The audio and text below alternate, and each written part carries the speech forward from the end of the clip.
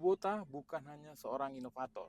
Ia memiliki sesuatu apa yang disebut pakar manajemen Davidis, seorang pakar manajemen sebagai dynamic capabilities atau kemampuan dinamis. Dynamic capabilities adalah sebuah konsep yang menjelaskan bagaimana perusahaan bisa bertahan dan sukses di tengah perubahan pasar yang cepat.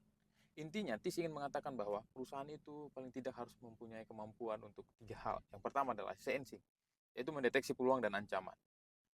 Ini adalah kemampuan untuk membaca perubahan pasar, memahami kebutuhan baru, dan menangkap peluang yang muncul.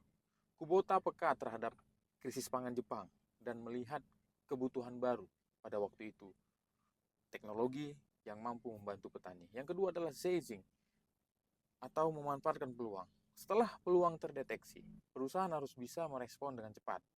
Ini bisa berupa pengembangan produk baru, investasi di teknologi, atau memperbaharui strategi bisnis. Kubota tak hanya menciptakan pipa besi, tetapi merambah ke mesin bubut, mesin fries, mesin uap, hingga mesin pertanian. Kubota menangkap peluang dengan menciptakan solusi nyata. Yang terakhir ketiga adalah transforming atau bertransformasi. Perusahaan atau pelaku usaha harus fleksibel dan mau bertransformasi agar tetap relevan. Ini bisa mencakup perubahan model bisnis, cara produksi, atau bahkan merambah industri yang baru. Dari pandai besi sederhana, Kubota bertransformasi dirinya menjadi pelopor teknologi yang mendunia, beradaptasi dari industri pengecoran ke mesin pertanian demi membantu petani kecil.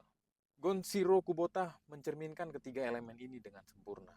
Dia peka terhadap krisis pangan Jepang, lalu memanfaatkan peluang dengan menciptakan mesin pertanian, dan terakhir bertransformasi perusahaannya dari pengecoran besi ke pemimpin global di bidang mesin pertanian. Menurut saya, Kubota adalah contoh nyata bahwa kemampuan dinamis bukan cuma teori, tetapi bisa jadi strategi hidup dan bisnis.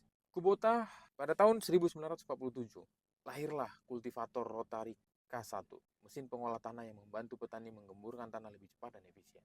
Ini bukan hanya mesin, ini adalah harapan baru bagi petani kecil di Jepang. Mesin itu sukses besar. Kubota terus berinovasi menciptakan traktor dan mesin pertanian lainnya. Bukan sekedar bisnis, Kubota ingin teknologi membantu petani hidup lebih baik. Kita tahu bahwa mesin Kubota, traktor Kubota banyak dipakai oleh petani-petani kita di Indonesia. Kubota meninggal di usia 89 tahun, meninggalkan 70 paten dan 150 inovasi yang mengubah dunia. Perusahaannya terus berkembang dan kini menjadi salah satu pemimpin global.